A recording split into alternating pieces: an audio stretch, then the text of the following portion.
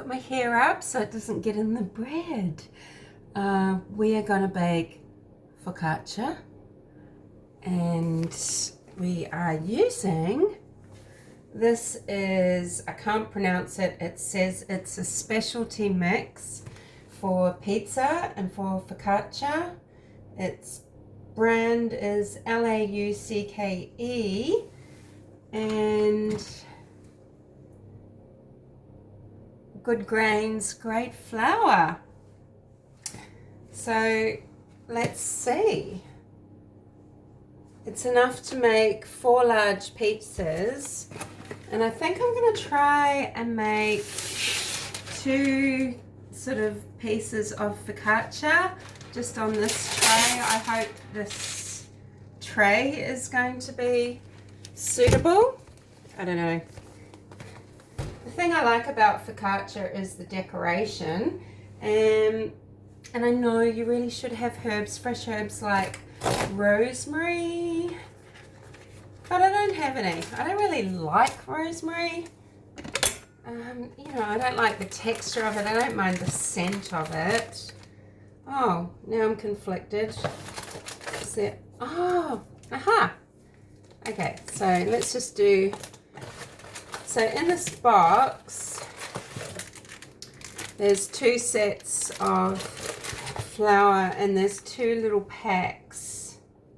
That's 4 grams of yeast in each little packet.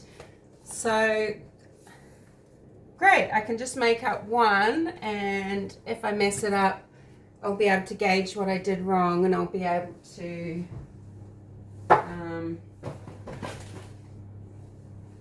make another one another time. All right, well, we're doing this then. Oh, I need the box. This is going great. Yeah, so I've just been watching what's been happening a little bit, watching it with Tori on Sleuths and Smooth Criminals, what's been happening with Tiffany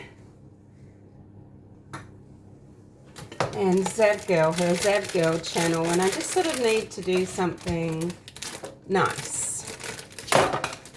So focaccia method is follow the steps above 1 to 3. So combine 500 grams pizza and focaccia mix. Oh, hello dog. 4 grams of yeast sachet and 330 mils lukewarm water. My water's too warm. In a bowl and mix to form a dough. Okay, hello. Hi. No, we're trying to get the bench top on here, bub, so that we can show you this brilliant baking that I'm about to attempt. Haha.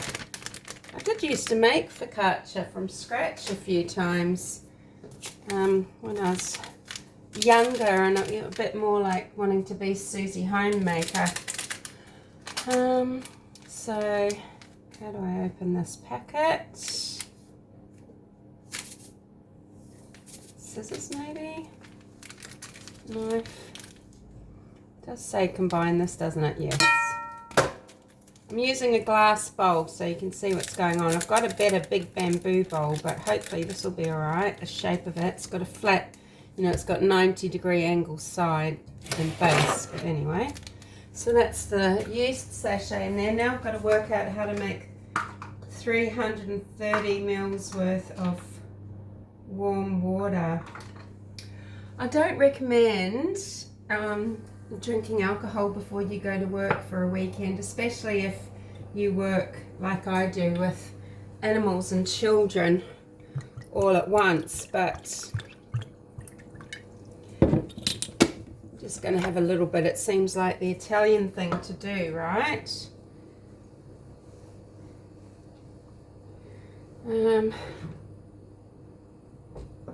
Yeah, 237 mils, and I want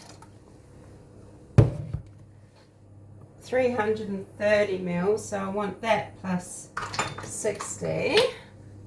Let's mix the yeast. Do I put salt or anything? Not in the mixture, maybe everything's in there. And then we're going to knead this on a lightly floured surface for at least 10 minutes by hand. And yes, that's the option. Or it says 6 minutes with a dough mixer until the dough is smooth and elastic. Test the dough by stretching a small piece. It should form a transparent window in the center, and then we'll cover it and allow it to rest. So I won't make you watch the 10 minutes of kneading and the 10 minutes of resting, but let's get this mixed. What did I say? Needed another 60 mils of water. So yeah, that's that one. Let's put the cool water in, because that boiled water was hot. Very, very clean hands. Yeah, so hopefully together that'll make warm. I haven't made a well. Oh well.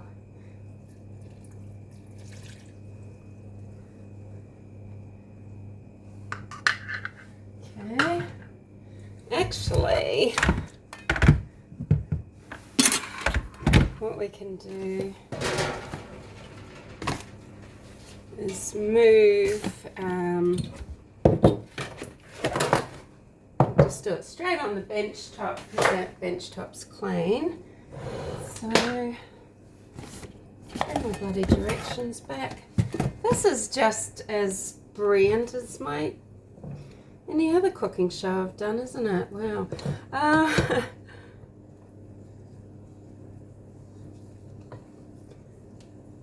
Do you know what? Just flour and yeast.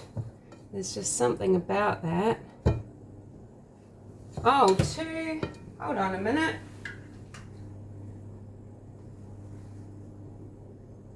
230 and 60 is 290, so I need another 40. I need another splash of water.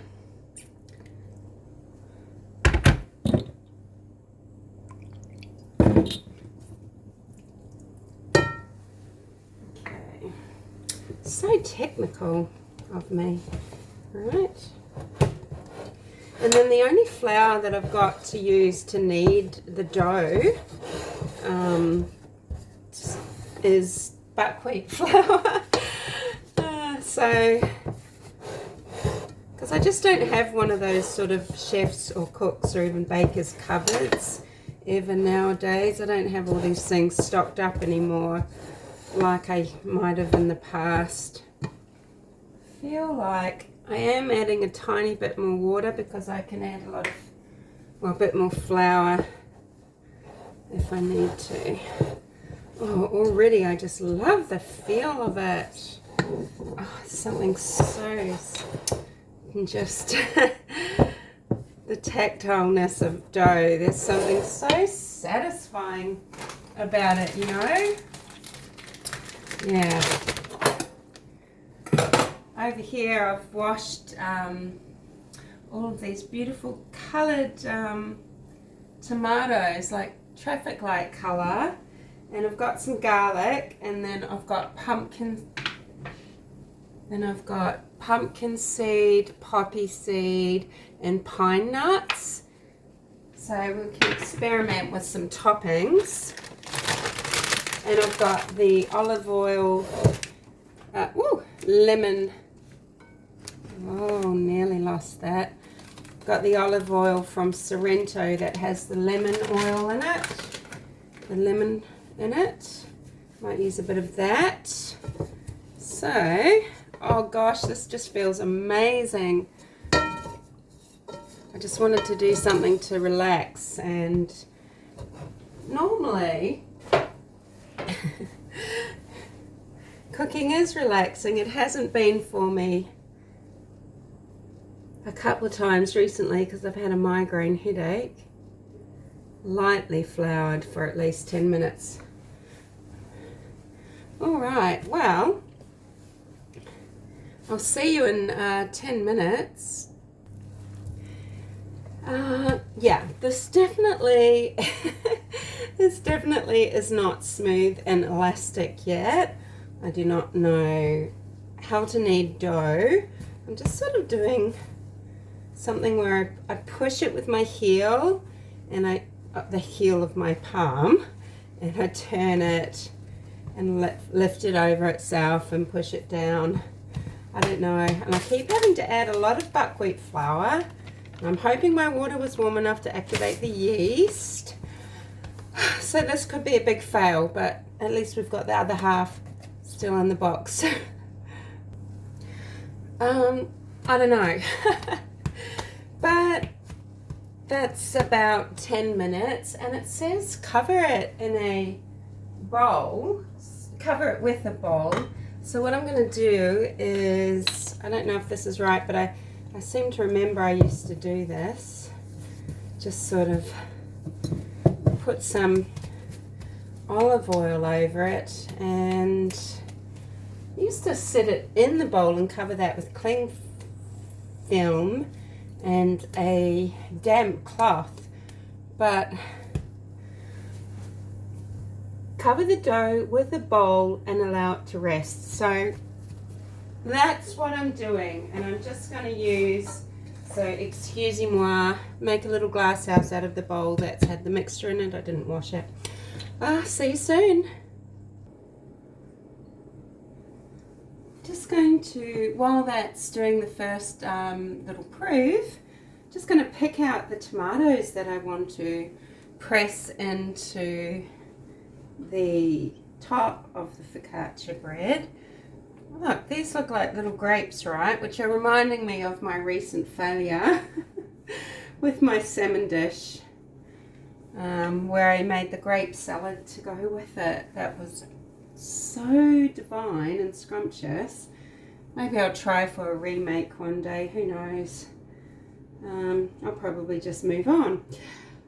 So I'm just trying to get the tomatoes that are similar size so that it'll look really pretty with them just pressed in, because I don't have, I really love Sicilian green olives.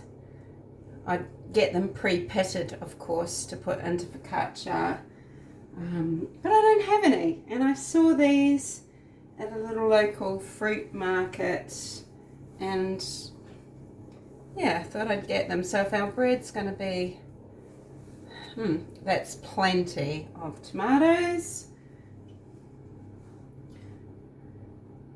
I feel like I need more red ones. That's kind of a bit traditional. So we'll see how we go. So I've got tomatoes.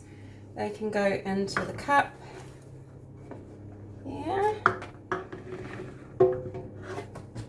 Yeah, I think that's going to be ambitious to fit nearly a cup of little tomatoes onto one focaccia. And just got some garlic. I've taken the little centrals, can you see the channel in there? I've taken that little central stem out. I don't know where I got the idea, but that is the part of the garlic that might upset your lower digestive tract if you do get affected by garlic that way. And taking out the stem, I don't know, seems to make garlic digestible for me, and I do love it. Knife skills, it's just because I'm chopping on top of the elements here. It's a bit bouncy. Oh, let's go rustic. Look, if I could show, chef skills. But then it's just going to fly everywhere.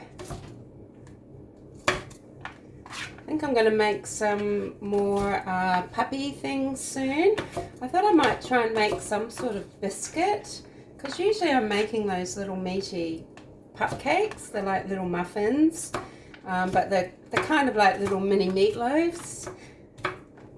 I don't know, I thought I might try to make some biscuits with some activated charcoal, because I think a lot of dogs, if they can tolerate some flours, if you use the right flour, you can use activated charcoal, maybe a little bit of cheese and things, but maybe make a biscuit that, helps your dog's tummy.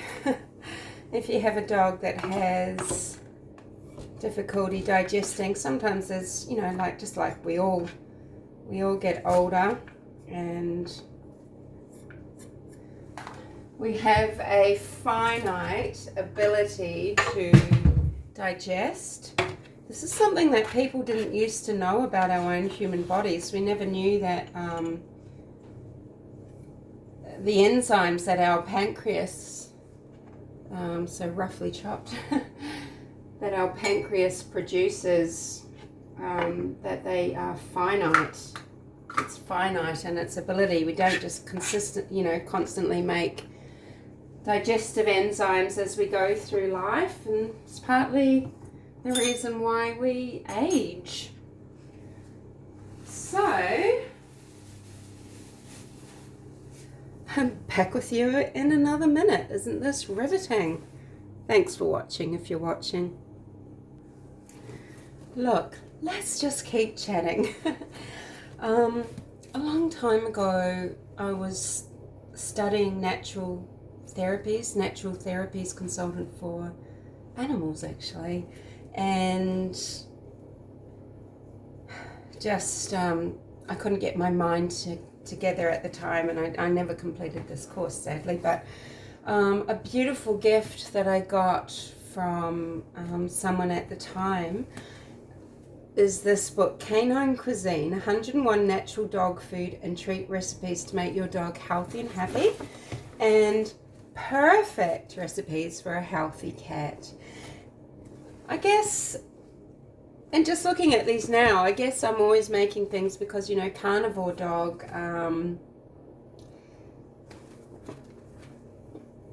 you know, would want me making something for him, right? But maybe I could pick a recipe. Oh well, 2014. Maybe I could pick a recipe in here, make something for a cat and something for a dog.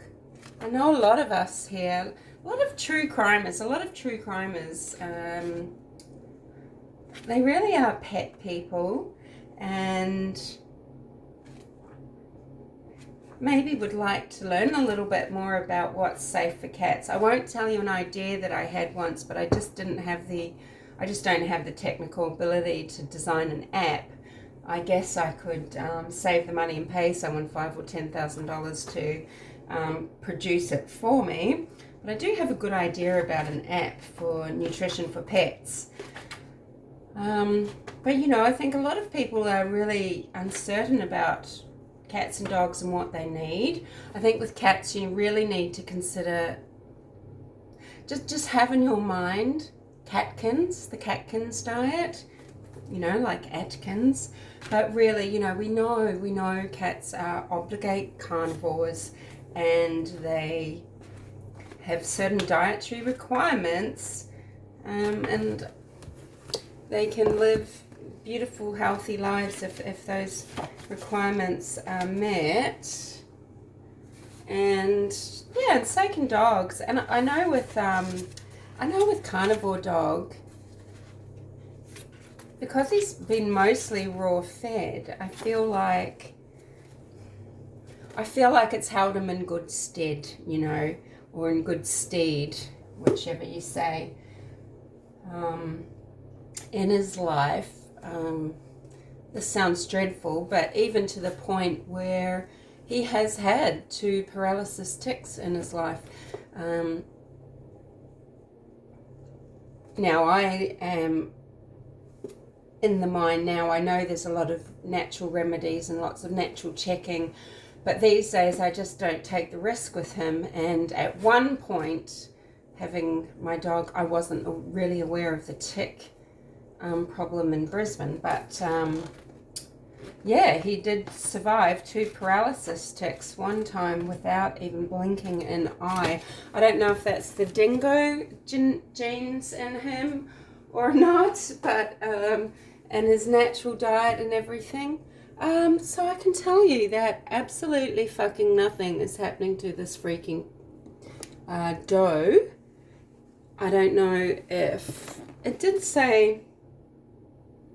It says lukewarm water, right? So that's just where on the little wrist. You can tell that it's warmed. Is it beyond? I mean, I don't even think of.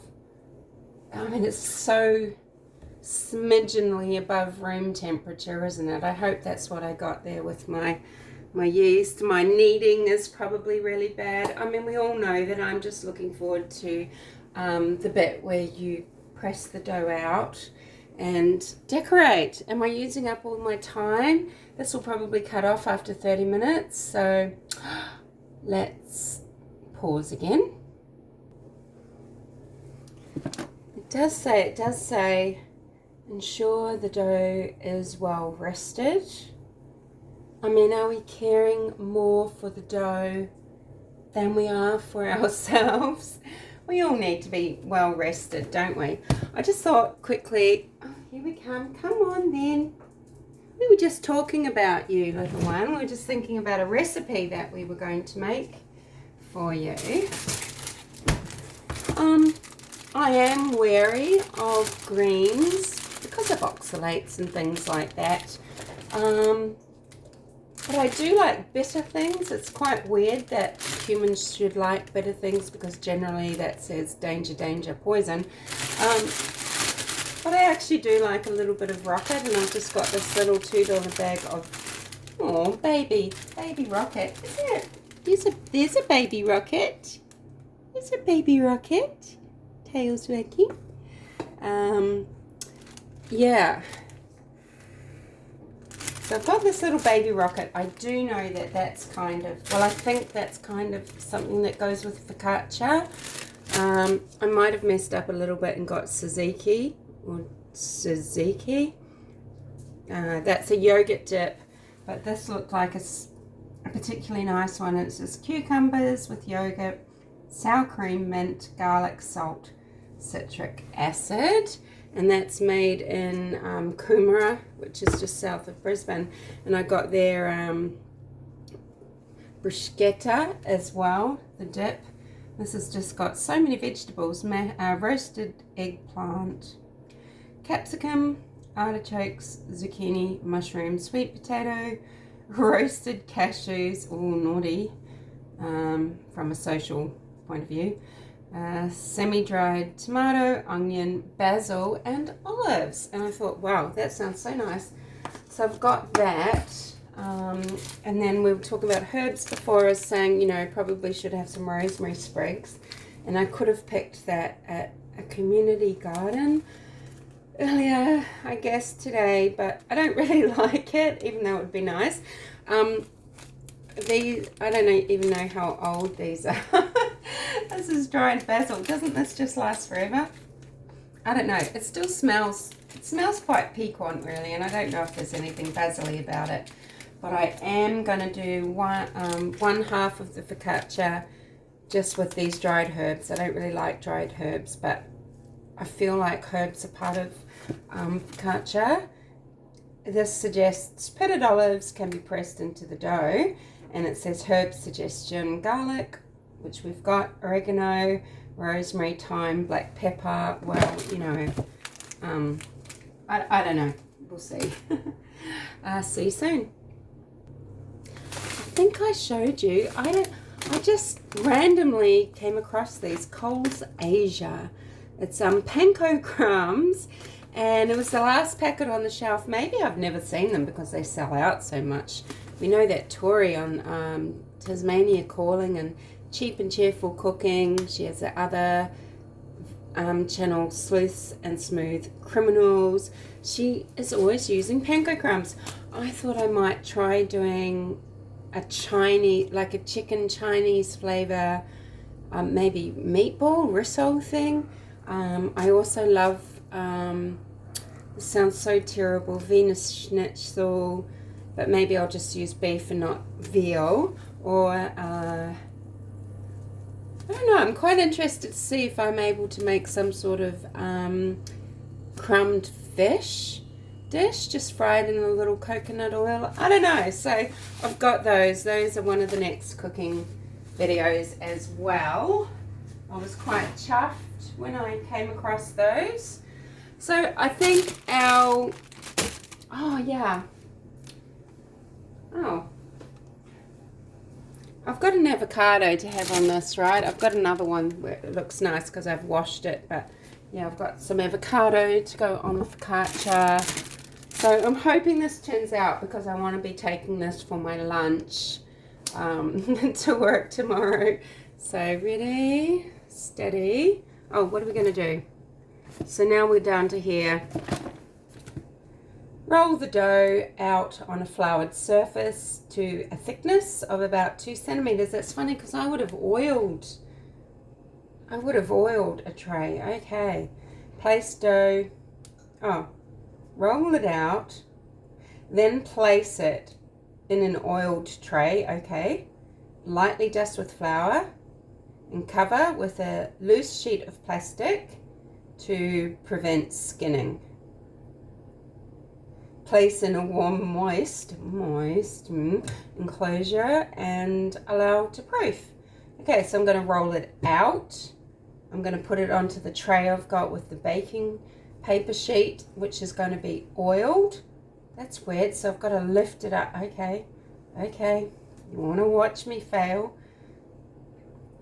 And then it sits for 20 to 30 minutes.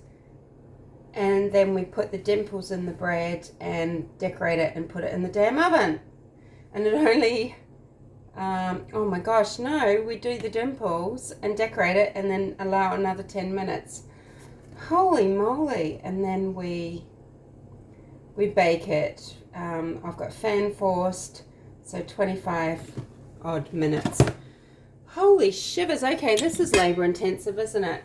Here's my rolling pin. So this bottle is clean. That's my rolling pin today. So there you go. Let's put that down in the sink. And then, okay, so floured. Roll it out on a floured surface to 2 centimeters thick. Ooh, oh, that's nice. Felt quite springy, actually. I wasn't really expecting that. Oh, don't fall. I wasn't expecting that. Which is great.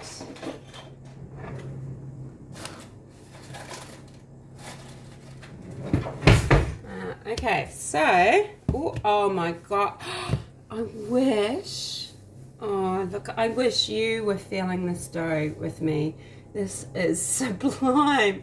You want to mother it. You want to be gentle with it. You want to do just get in there. It's so lovely to touch.